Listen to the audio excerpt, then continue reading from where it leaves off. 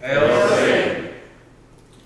As some of you may know about the Brotherhood, we like to do things that are customs and traditions, and particularly at this time of year of Samhain. Well, one of those customs and traditions actually goes ways back and goes back to our Celtic ancestry and to the Druids, and it's called Bardic Sharing. Now, there's a little bit of history about Bardic Sharing I want to pass on real briefly to everybody, okay? In the ancient villages, the whole village would come together and observe the wheel of the year with their seasonal rituals, celebration, and the exchange of knowledge. And that was through the Bardic way. Now, the Bardic way teaches through a variety of methods. It can be music, it can be the lyrics of music. It can be the sound of an instrument itself, like the heartbeat, okay? And it can be poetry. Most Druids, or at least Drew had to, most Druids, when they go through the Druid training, we have to memorize a lot of Druidic lore. We have to also be able to read tree alphabet and runic alphabet and write thousands of verses of sacred poetry.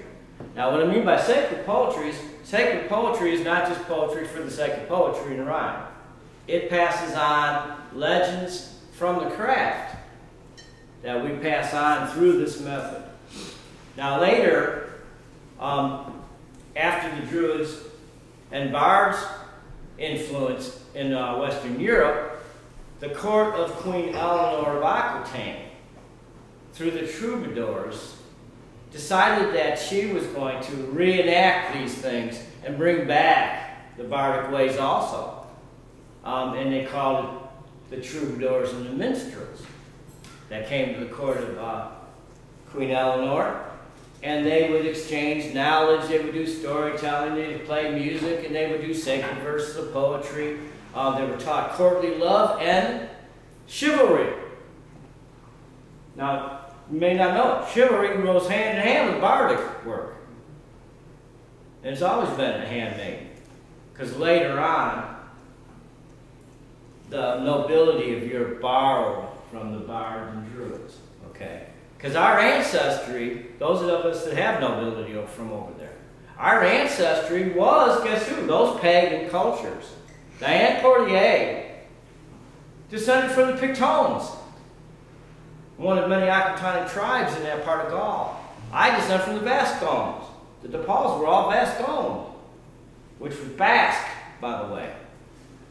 Really old traditions.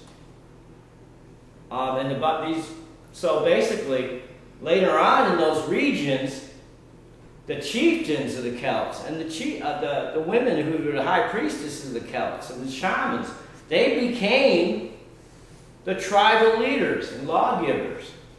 And then they moved from that. They were actually the first nobility in the region then. Their descendants. Okay, so there's a rich history in the Brotherhood of Bardic Sharing. It's something we decided we would like to reinstitute with the Brotherhood. Okay, and we don't want just to be that there's a handful of us bards doing this for you guys. This is going to be developed so that we all can get together, yes. We can all get together. And I want to see everybody sharing something in the Bardic Sharing, okay? Not this time, but, okay? In the future. So we probably will continue to do a Bardic Sharing because of these things. Okay, the Welsh societies in Wales did a revival of the Druid orders. Okay? And there were a lot of Meso-Druids, like me, which means Masonic Druid, a Mason and a Druid, that revived a lot of these things. So we had Estenfolds and Gorsets. These were your big Bardic chair meetings. That's why the Queen of England was inducted into the Druids the same way. She was inducted twice, however. The Ancient Order of Druids was one, but she was inducted into the Dark Druids also. That's the history you're not going to ever see. You're going to see some pictures of her going through the other Druid order that was connected to the royalty of England anyway. Okay? But she was also inducted into the Dark Druid order. She's actually one of our mothers of darkness. She's a grandmother of darkness over in Europe. So Bardic sharing is important to the brothers because, again, it's another way we get to be able to pass on knowledge and lore. Okay? So with all that said, I'm going to start out with a few little things. And Bardic lore can be shared in prose, which is something I'm an expert at, okay? Even my foster family came from the long line of Ireland druids that were bards. They were and some of them were poets of Ireland. The chief poets. Not just a poet, the chief poets. Okay? And so I'm also keeping alive the tradition that was through my foster line, part of my line, and then of course I have the DePaul bloodline from the ancient Aquitaine, which was Guiani at the time. Seat of the Merovingian dynasty, which was actually our ancestry way back, beyond what I was telling you about in the other history time frame. So, in our prose, which is what I'm covering right now, in a story, you're going to see a lot of things. Sometimes it can be sexual. We don't tend to share a lot of the sexual prose, but we do have some things because paganism does have a lot of the sexual aspects of balance between the god and the goddess, okay? And as Satanists, we know who the goddess is. It's our dark will. She's a demoness, right? And we know the God, of course. God of this earth, God of this world, that's nature's God, also called the horn god. So the church tried to move that out from the people's interest because they wanted to control all the people, see what I'm saying? And in doing so, they tried to stamp out all these things. Well, the Brotherhood's never going to let that happen. Right? We're behind the scenes of everything, even the Druid orders, all of it. I know I've been around the circuit enough to know almost every leader, including most of the Druidic leaders today, Freemasons, just like Druid. Is there a connection? Ask yourself that answer. You know, ask yourself. It sure seems. Okay. So the first one I'm going to share, like I said, is a little bit on the more sexual nature, so I'm going to get that one out of the way. Okay.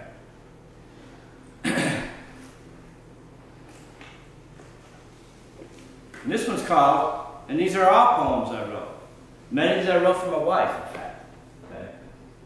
And many were written to share. This one's called For I Am Pan. And again, it is a sexual bit of prose. I saw the lady dancing naked in the wood and ran to her as fast as I could. For I am Pan. She offered me her breasts, bouncing in the soft moonlight, for me to suckle upon. For I am Pan. I got down on my knees and tasted her moist ripeness with passion uncontrolled. For I am Pan. She lay down and spread her legs for me, taking my hardness with full wild delight. For I am Pan. I laid in her embrace until dawn did grace my face, and the lady she was gone. I understood, for I alone dwell in the wood, for I am Pan. I played my pipes, a tune so old, and sang to her a song, an ancient song for a lady I have loved for oh so long, for I am Pan. So if you want me, if you could, come look for me within the wood, for I am Pan. Remember this if you can, for I am more than just a man, for I am Pan. It has a little bit of sexual connotation, but it is also because it is a fertility poem. Many people misconfuse that because of Christian hang-up. They don't understand what is natural to us as dark pagans was considered sin, taboo, in addition to everybody else. Okay. And I have a little story I'm going to read too, but I have just a few more little poems.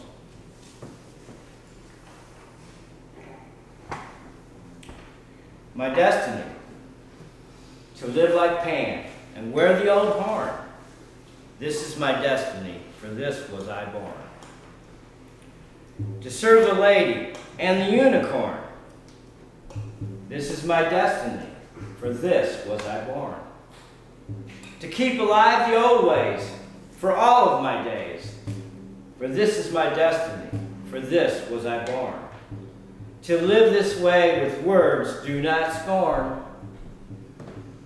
This is my destiny, for this was I born.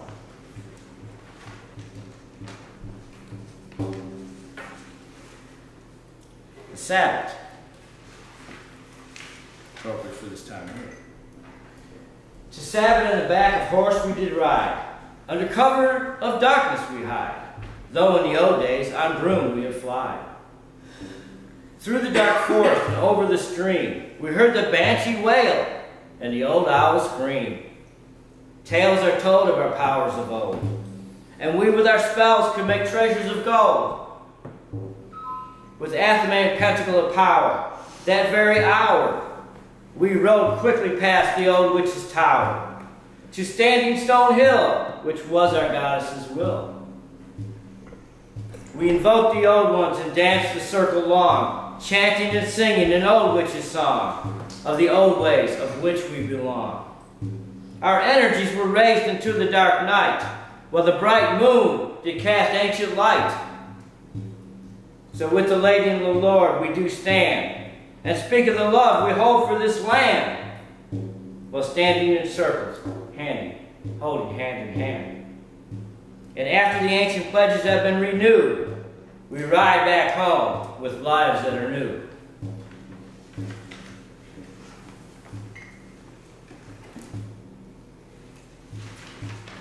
To be a poet and a bard.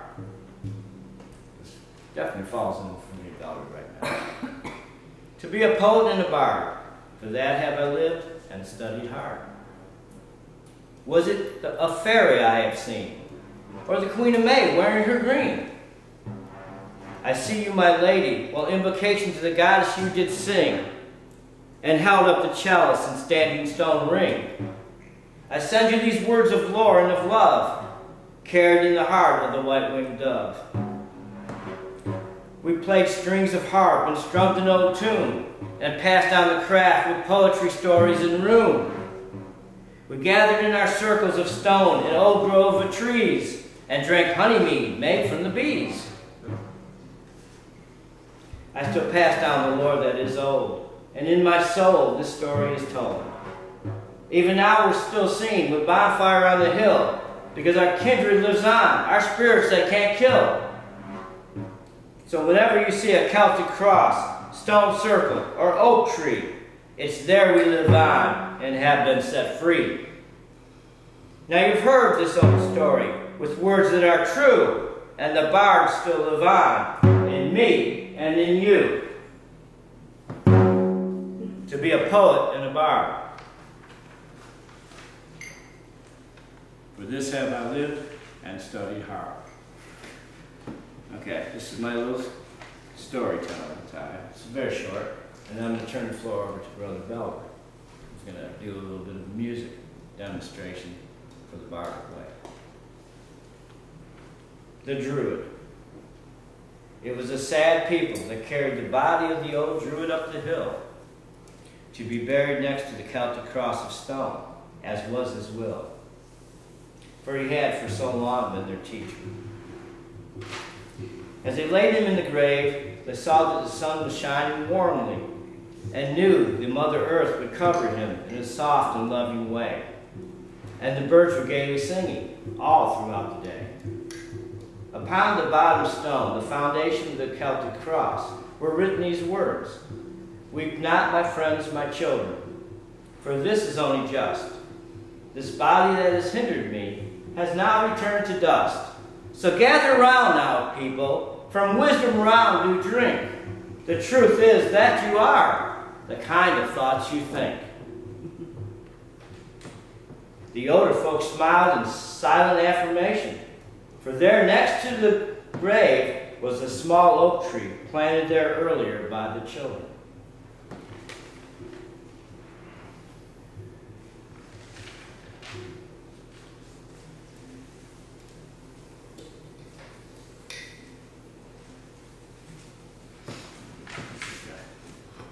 So you see a good example of what bardic poetry really is.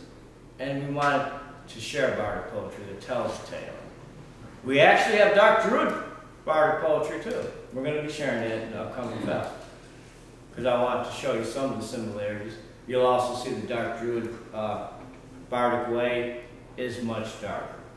It's more related to Satan and to our dark mother than just the craft in general. And just one last thing I would like you to think about. Where's love? Good question these days.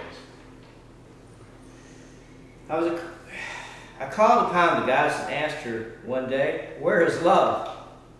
And can you show me the way?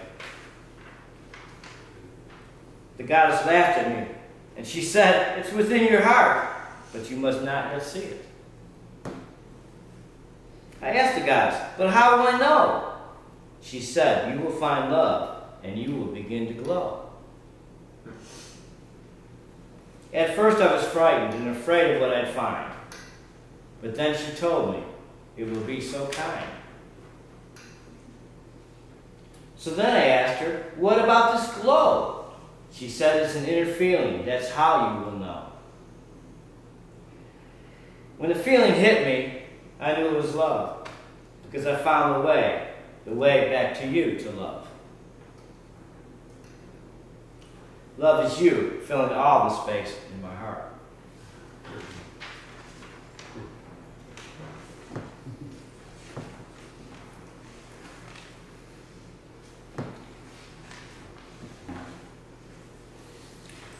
Now I'm just going to do a poem, okay? This will be the last few pages I'm going to share, and the floor will be developed. The realm of fairy. Beyond the realms of once, beyond the oaken door, it's a land unknown to man, where fairies they do dance. And if you can, please understand, you cannot come back. For if you dine and join with them, in their wine and dance, with them you'll always dwell and be in spell of trance. They love to see a human that is indeed so bold, and promise them everything, including fairy gold. But there you will remain with the fairy fold, for with them there is no future. You never do grow old. So remember what I tell you about the oaken door, for once that you do enter, immortal are you no more.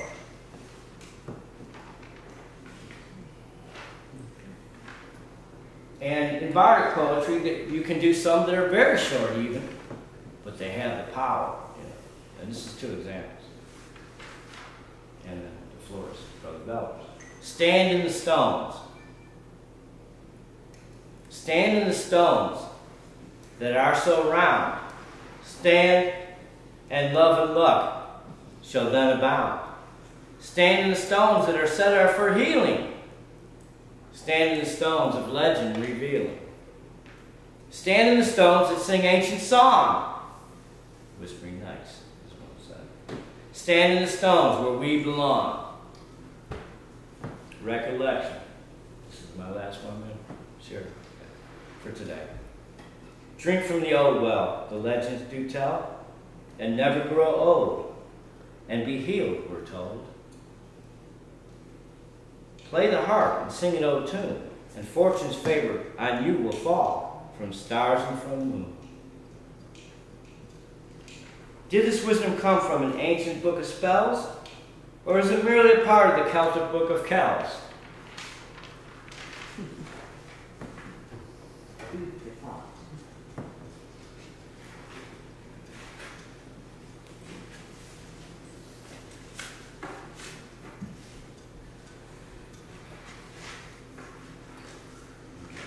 Last one. The dragon. The dragon has been sung of for so very long, in many a legend and old bardic song. Legend of him they will always tell, by old castle and by ancient well. Can we still hear the dragon's sweet song? Does he still know to him we belong? For from the dragon its wisdom we drink, and many of us still know this and think, that although the dragon with fire did burn, that He came to us so we all could learn. And part of ourselves the dragon heart will be, for in the dragon its light we do see. On dragon wings we feel many things, and stand in our circles and dance in our rings. So as druids of the dragon we are a part, and our love of the dragon flows heart to heart. Brother Belder, I would like to give you the floor. Thank you, Brother David.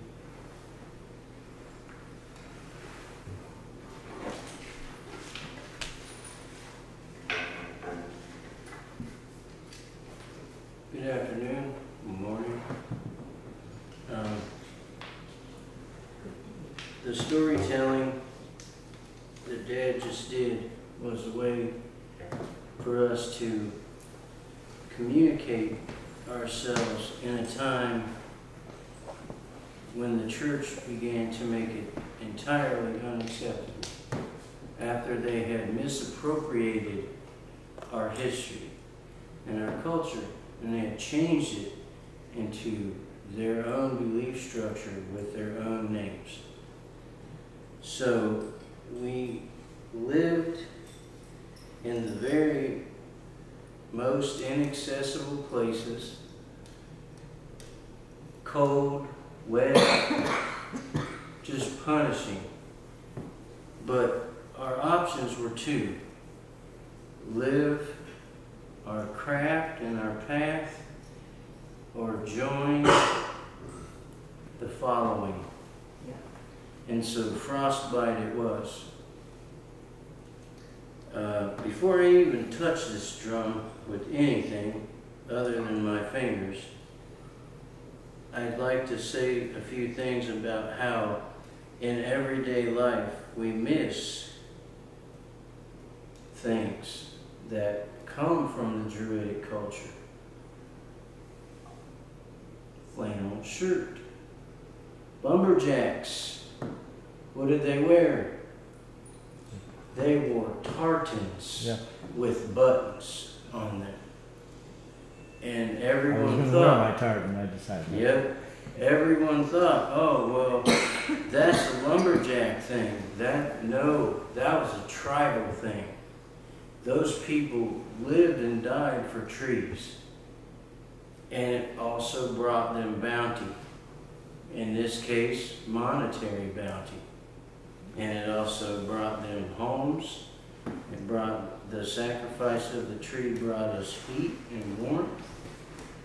And these are not merely a fashion statement.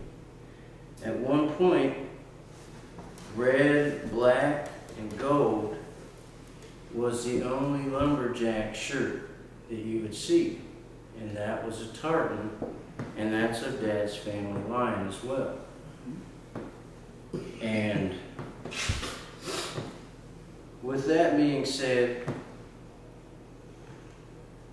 I would like to have everyone take a moment to think of something that's sacred to them. And we're all familiar with this because of our structure is outside of the box. But let's go back 1,000 years to where you had one choice to make, and that was, did you want to live under the thumb of a man, or did you want to be the man of the sun?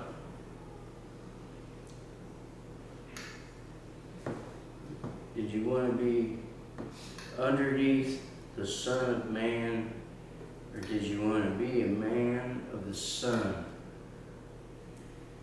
Because suns make the petals of our leaves grow and our branches longer, just like our lives and our connectivities with each other. Now, I'd like everyone to look at this. Think about it.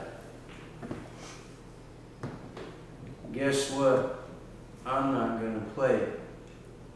I want everyone to hear the tone that they hear in their heart. I will play it, but at this juncture, I want everyone to hear this drum sound the way that their heart and their spirit resonates. Because there's much more to this than wood and stag. Two things sacrificed themselves so that we could communicate with tribal villages, because we couldn't all come together. Very small groups lived in the woods, in the forests, in the swamps, in the bogs, depending on what demographic you were from. And at the special times of the year, the sabbatical fires were so that time we came out of hiding and we said, for this we will die. And we will die as one. And so the fires blazed and the trumpets roared and the bagpipes piped and the drums we adored. And whether or not you hear this tone, always know you're not alone. Because Mother Earth is round and strong, just like us, for we are one.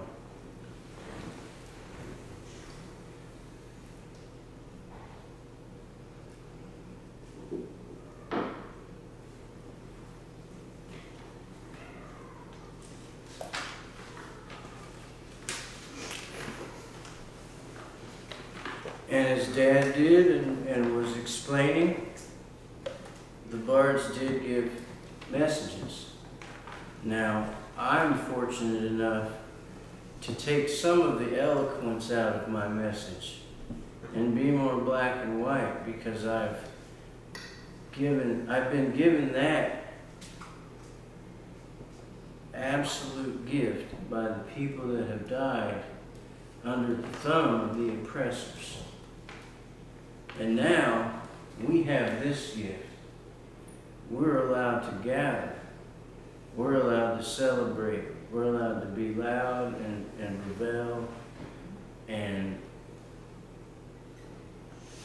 celebrate the imperfections that are perfect in nature and in all of us. I didn't like the way the drums sounded today. Guess what? The sun doesn't care if I want it to come out.